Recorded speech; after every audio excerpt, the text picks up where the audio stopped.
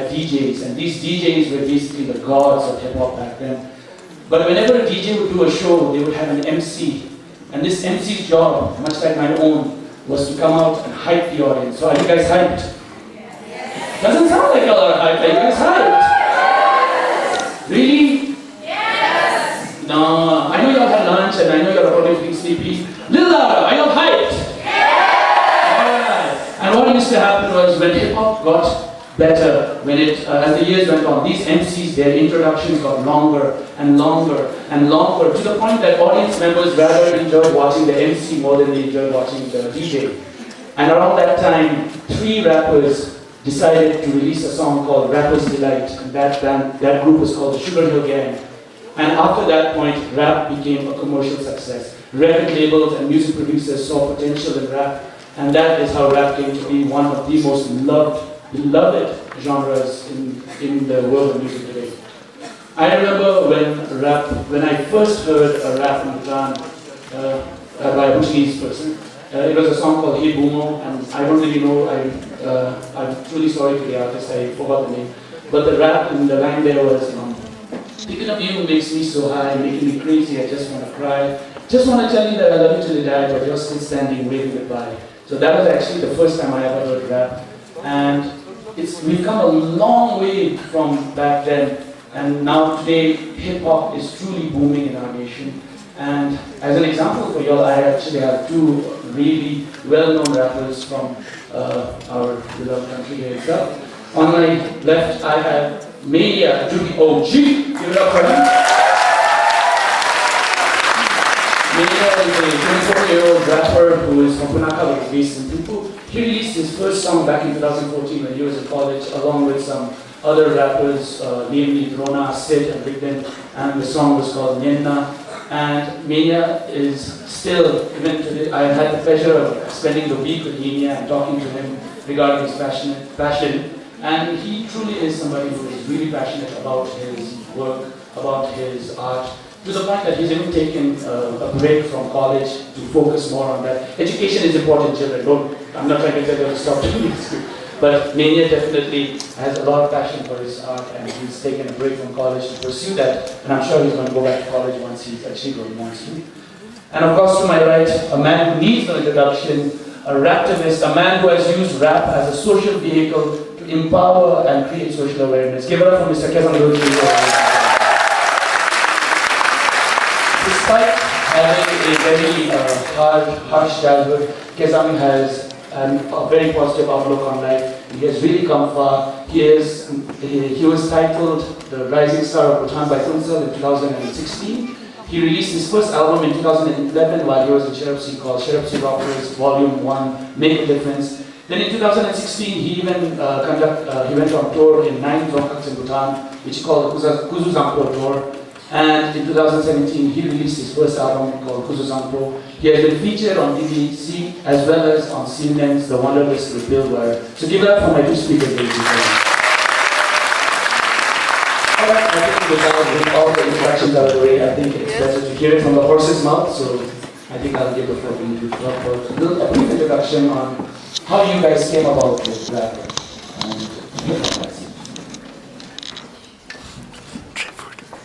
Thank you so much, Kinley, for the very grand introduction. If I am to share my story about how I got into rapping, I keep saying that if you all were there where I was born, when I was born, no one would have thought that I would ever become a rapper. I was born in a remote village in the eastern Bhutan, and it was a very remote place where we didn't even have water or electricity, and we didn't have neighbors as well where we were born, where I was staying, and my village was very remote, and on top of that, the place where my house was situated was in the middle of the jungle, separated from that village by 2 rivers. So life was very difficult. My sister, my elder sister repeated 3rd grade 3 times because in summers our house would be totally cut off from the main village, which means she couldn't go to school. So when I became of age to be admitted to school, my mom made a decision to shift, move to a better place a more developed place. So that's when when my family moved to Dewathang, and when we got to Dewathang, I saw vehicles, electricity, everything for the first time, which I talk about in one of my songs titled Kusuzampo. And when I got there, I came to know about my father. That was the only time that I found out that, in order to come to the world, you need a father and mother. So, but by the time I came to know about it, my parents were already separated.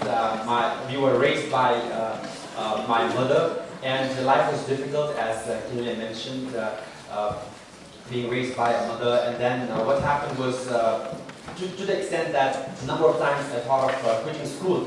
But what happened was, when I was in the 9th grade, I heard a song of Eminem being played in one of my friend's place. I didn't have TV at my home, by the way, so I used to go around, from place to place to my friend's place just to watch TV. So one time, I happened to come across a music video of Eminem's song, and it was Lose Yourself, and that's how I fell in love with Eminem's. That's how I fell in love with the rap song, and after that, I started listening to songs, and then I was also introduced into poetry, because in class 9 and 10 in our time we were taught Shakespeare. So I realized that, actually I was also getting interested to write poems. So later on, when I got access to internet, when I got to the college, I realized that the poems that I was writing was similar to the lyrics of the rappers, which means like rap is poetry actually. So I had unintentionally trained myself to become a rapper. So I started writing my own songs, and when I got to college, then I released my first songs, and after that, after the first album, there's been no looking back. So that's the overall story of how I got into rap.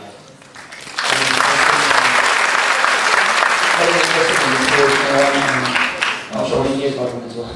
First of all, it's an honor to be here. I'd like to thank Sir Kinley Phyntso for giving me this opportunity. Thank you, sir. And regarding the way I started getting into rap, it was back in my college days in Bangkok. I met a group of guys, and all of them were music enthusiasts, so we just got together, we used to chill together, we used to have, listen to a lot of hip-hop songs back then. But way before back then, while I was growing up also, rap was always something I liked, not to the point that I wanted to make it my career, but then it was something I've always been fond of. And that love just came to life when I went to Bangkok and I met a group of friends, and I got influenced, I got inspired to do something. And up until that point, I was never really sure about what I wanted to be in life. Being with a group of friends and then listening to hip hop on a daily basis, it made me want to pursue this career in life, and I believe that I can do it after I've been working on the craft. And yeah, most importantly, the rappers that I listen to are they don't really rap about they don't really talk about meaningful things, and that's something that I hope to get into soon. But then as of right now, I basically like to flex and floss. I just like to talk about how I can articulate the vernacular. You see, I don't really what I do. Most of the people might not approve of it because I use a lot of profanity in my lyrics. So yeah, it all started back then. And I'm working on my craft. I'm an artist that's growing. I've got a long way to go. And I'm hoping it pays off.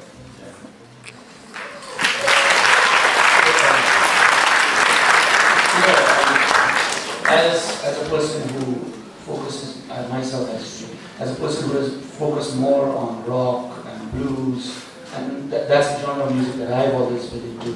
I mean, I do love rap, and I do listen to older rap. I'm not really into the new school, the new current mumble rap, as you call it. But these days I noticed like there are a lot of young rappers who are coming out, thanks in part to people such as you guys yourselves, as inspirations to them. And I remember when I first started music, I still do covers even today, to this day. And I think a lot of kids today, they're also starting off by emulating the people who influence them. Like some people who are influenced by Tupac tend to follow his tone. his way, his flow, his rhythms. And I just wanted to know, like, you know, in an era in a digital era where there's YouTube and Facebook, where people are doing weird and fantastic things to stand out, what can a Bhutanese rapper actually do to stand out, to stand above the crowd, to basically stand on top of the mountain and just yell, you know, look at me, I'm here, and I deserve to be noticed. What should they do to distinguish themselves? And I also ask this question in part because I'm sure there are a lot of young people here who probably want to pursue, you know, rap as a rapping. I mean, who are passionate about rap. So, what would you all think about, you know, how can they distinguish themselves from the rest?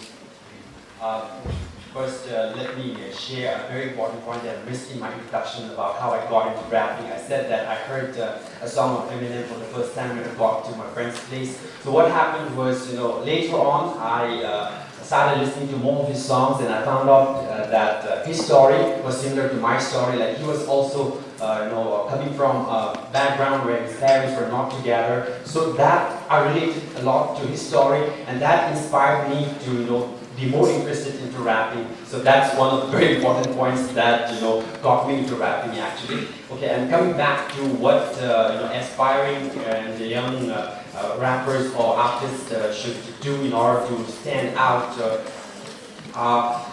There's no hard and fast rule, I think, and I don't consider myself as successful to be giving any advice or suggestion on that.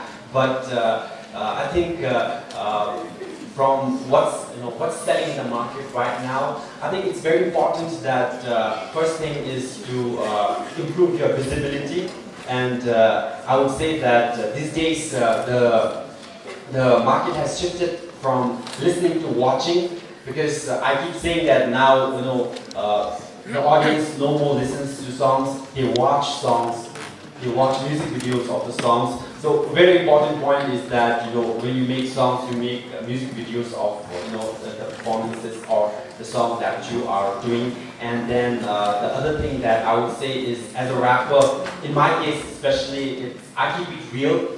I talk about things which has happened for real in my life. Like, I share my own story, I share my views about what's happening in the society, but that's only one thing, okay?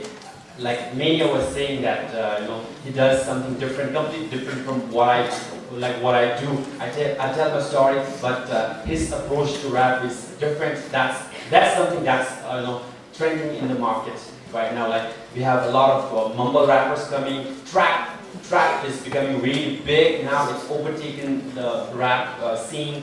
So we have to know the market forces, but at the same time, I think, as I said, you have to keep it real. And what I used to do was, previously I used to, when I started, I used to maintain a rhyme book. So that way, you know, because rap is mostly about rhyming, so it's very important that you have your rhymes ready. So I think for now this is enough. Maybe like Maynia could add on that.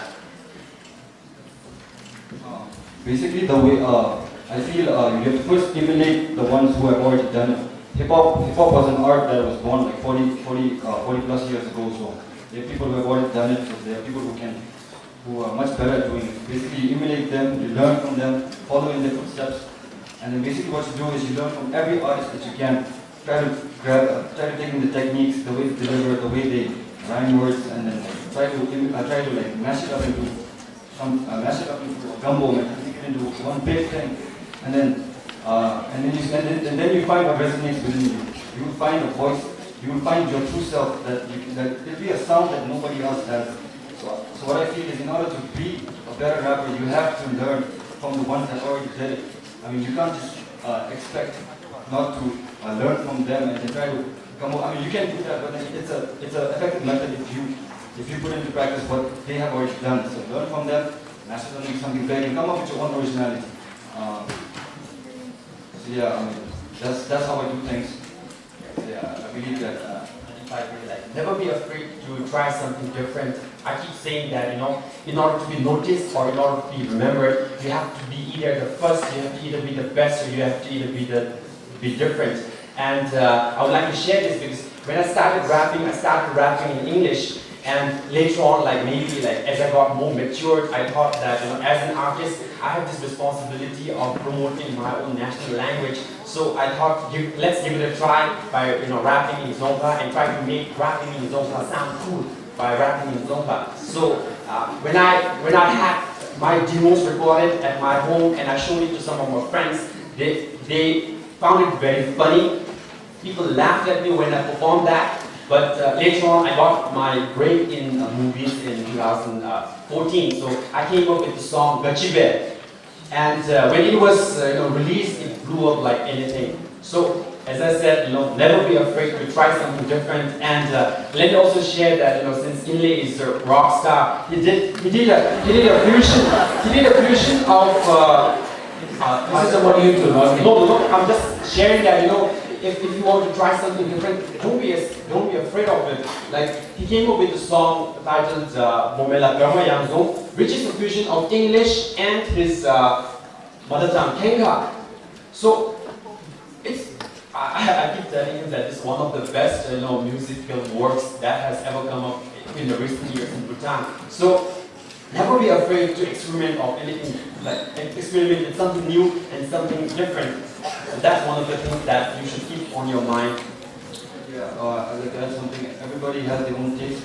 What you find sweet, I might find sour. What you find sour, I might find sweet. So just do what you love and then pursue your passion with perseverance. I personally know how much this guy loves sweet stuff, so trust me. But one thing I've also found is a healthy sense of competition, even in the arts, actually helps boost. And even in the rap, in the hip hop world, we see rappers calling out each other, in their songs. And in some cases, it has led to violent acts in the past, not in Bhutan, of course, thankfully. But I always felt that the diss track, for those of you who don't know, a diss track is when a rapper calls out another rapper and basically, raps, insults him or. But what actually I found the beauty about a diss track is that it gives the other rapper, it's a challenge to the other rapper to do something better than what the other one has done. And that also can inculcate a healthy sense of competition if it's done right. And about a year or so ago, there was this whole diss track trend that was happening here. And I wasn't really following it that much because like I said, I don't really follow rap that well. But I do know rappers who shall not be named.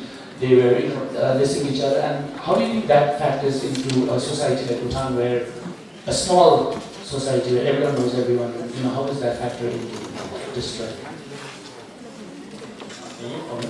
Either one. So fortunately or unfortunately, we have this phase of rappers dissing each other. I mean, like insulting each other, like about a year or two ago. And what I would say is that we got fortunate with that because because through that because the rappers calling each other, a lot of this became like too hyped. And the younger ones got interested about it because they were curious about what a rapper was saying about the other rapper. And after the song was released, the other rapper would come up with a response, and people were getting curious about how the response how the response was. And this happened. This kept happening. And in the course of time, there were so many young rappers who also joined the diss culture, and then suddenly the rap in Bhutan got like bombarded like anything. But there's something that a lot of people don't understand, and the thing is that these were all scripted. The rappers in reality didn't have anything against each other. Like let's say like Maynia and I, like we are friends. We are friends, but our fans, they don't know that we are friends. So what we do is, in order to in order to make a rap a buzz in the country, we say that I'll write a song insulting you. So in return, you write a song insulting me.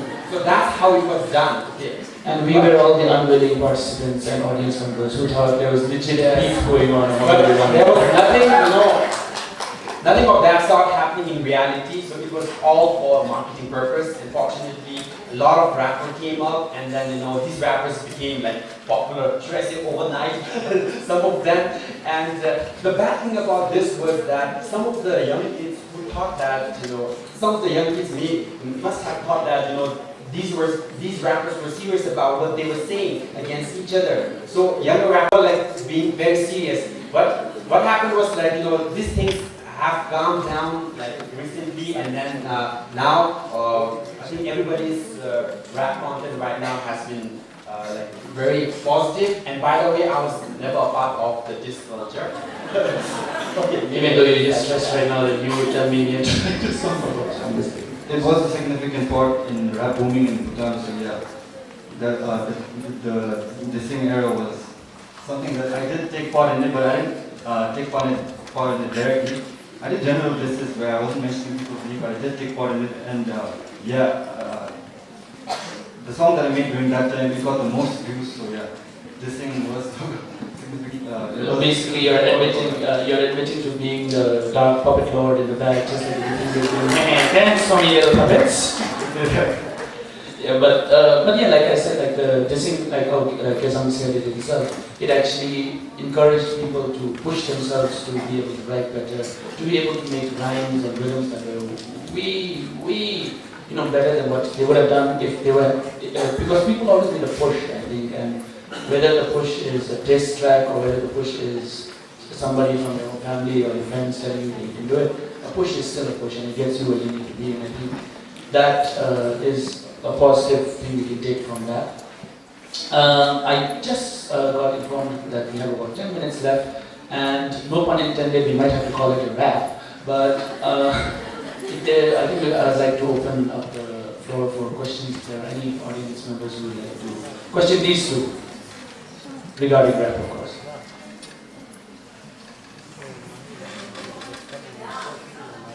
Need to be given the permit to what? Can't sing the way. I'm sorry. I'm going to know. Let me try it again. Some of the people that wanted to give an opinion never to get it. I want you to come in and gobble the Jimmy and die. Never be given the permit to what? Critics are really the enemy now. Can't stand the way they slam today. Skip to the incredible, get found away. With grants to pay, the jam to play. Script the definite back with a rhyme and I put everything in the flow. Yep, I'll end there.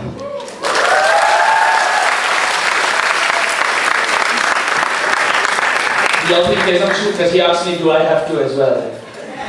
Of course you do. You're the raptorist. Okay, I'll just share a verse from a song that Maynia and I did together. It's called Kinley Phyntso. So this is my verse on that. So it goes something like this. Lasso darulo point mare kasa to this doing him that it into some shot. I kept coming back like jigging since the first game. No issue what Kezang Dorji is my name. Now we don't really I started to perform. 4 years later I dropped my first song. The guy with the hits lama that's what I'm mapangalan kimi. Got you know this is a full version of love and jealousy. So I got love for you no matter what you've been telling me. Plus I'm vegetarian so I don't need no beef. You can have all the meat. What is to compete? My purpose is peace. That's more than just a style. I got no time like the swine. I'm focused on my grind like sit back and board Gaia. Nothing can harm me. Skin like Bruce Banner. One man army. As a vehicle for social awareness and empowerment. And through Kezang, actually, I think a lot of young rappers have also started doing that as well. Their lyrics are becoming more socially aware, more relatable, and I think that's a really good direction that rap is heading in currently. Alright. So, any questions from the audience besides the performance?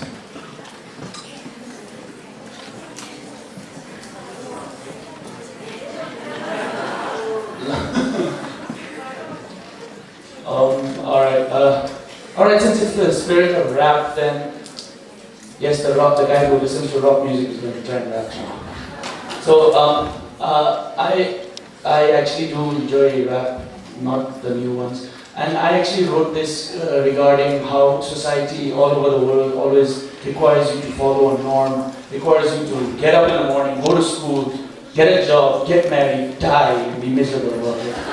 So I wrote this, we are all born within a glass box, and it's really up to us whether we want to break that glass or not. So this song is called Shatter the Glass, and I hope to record it soon. Content in a life of forced prosperity, live on a diet of lies and false clarity. These barn-raised animals unaware of the slaughterhouse, where negative real images are blurred out, promote censorship. Willingly you carry your yoke of submission, beast of burden, accepting your own omission. You're like a phallic painting on a crumbling wall of dirt, only to be seen but never to be heard. Shatter the glass with blood-soaked hands. The design is faulty, shake it loose. Shatter the glass with blood-soaked hands. Set free your mind of this ruse. Are you just another Dorji, Kezang Dorji, or Pem, trapped in their mental orgy, your mind numbed by them? Desensitized, scripted is your life. You either live on your knees or be the true you despise. I am not this, their marionette, meat on thread. I set fire to the string that I am tangled in. I won't be molded or told that I must fall in line. These are my words, my art. I sing proud what I scribe. These ideas are a virus, they're desirous, dangerous. Claim this curse, watch it beat you down way worse. You're just a pawn in their statistic game, but to me you have a name. No matter what you do in life, I've always felt that people are always there to criticize you. Like, you could do the greatest thing in the world and people still criticize you. And I think the best way to deal with that is to try and, if you really want to, deal with critics who tell you that rap isn't part of your culture, then what you do, what Kezang Dorji has done as well. You incorporate your culture, you incorporate your stories, your relatable things that make your culture unique, you incorporate them into your music. And I think that's a great way of finding a balance between modern rap music and traditional Bhutanese culture. And I think, you can't have a stranglehold on culture all the time because you just end up killing it. So the best way is you meet each other halfway and you do the best you can with that, I guess.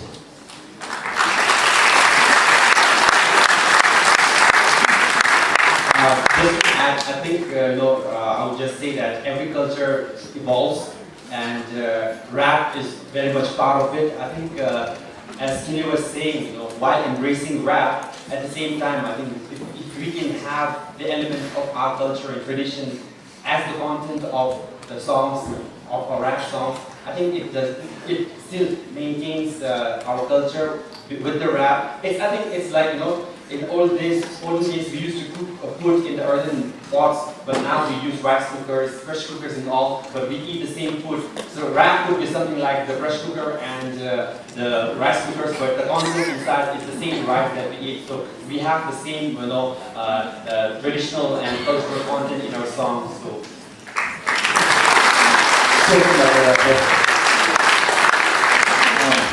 The type of raps that I write about are mostly, I use a lot of profanity there, so yeah, it does affect the culture. I'm not disrespecting the culture, I'm just trying to portray my art in my way. That's my way of doing things. There's no other way I can do it without profanity, so I feel it's part of me. It's part of the way I express my art. So I'm working on meaningful things in the future. I'm working on meaningful things. I'm hoping I'll be able to write something meaningful. But as of now, I'm just a rapper trying to learn. I'm in the process right now. Yeah. Alright, and I think with that we've run out of time. Oh, we have time for one more question. Something, a point, that what we call hip-hop rhythm today existed long ago. So about 4.5 centuries ago, I just want to give you a small example of what Tulsidas wrote. Abadhe ke bar sakare gai sutagoda ke bhupati le dekase avaloki bhasor chavi mojana ko khagisira dide rakhe dikase tulasi madaran kita andala naila subhandala saka sadevita sima samasila uba davalila saror hase.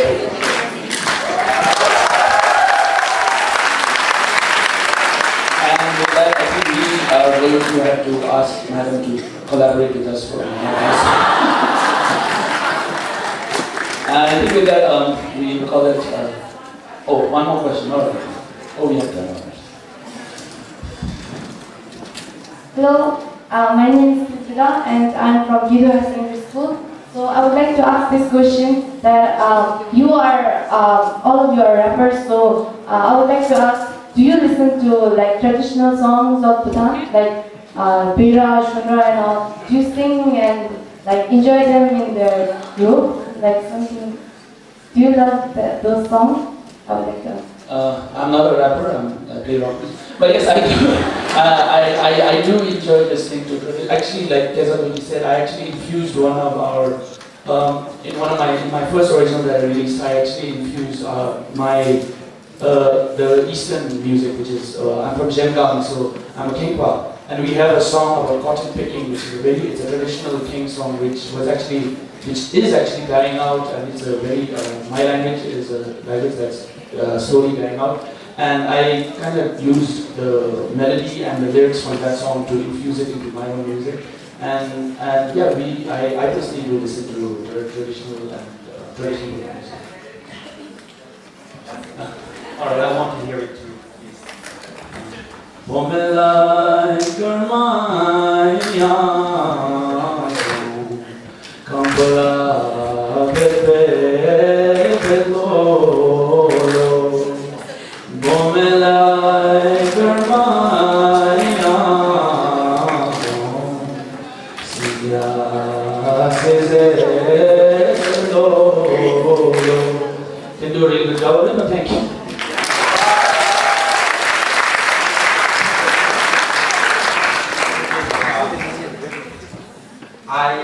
I also listen to traditional music, but honestly, like not much of Shuga and Veda, but there are like some specific songs that I listen to, like Tashi Leve and all. These are some songs which every Bhutanese is expected to know, so I do listen to that. I have a playlist in my car. I keep carrying a drive in which I have songs of all the Bhutanese artists, but I listen to only the ones that are popular. I guess everybody does that, right? So Tashi Leve and all, I listen to that, and I would suggest all Bhutanese to listen to that as well, because as a Bhutanese, it is expected that at least when you have any kind of function, it ends with Tashi Leve. You at least should know the lyrics of those songs and how to dance. Can you imagine what Tashi Leve with all these people? Actually, as Kinley has done, I'm also trying to make a fusion of Tashi Leve so that I can make a rap Tashi Leve as well. So I'm working on my new album, so this might come in the album. How are you going to dance to that? That's For sure. I'm hoping people will dance to it. The only time I listen to traditional songs like the ones you mentioned is probably when I'm running around and the radio's on. Apart from that, the only Bhutanese songs that I listen to are hip-hop. In studio production, play studio productions. Yeah. These are the ones that I listen to.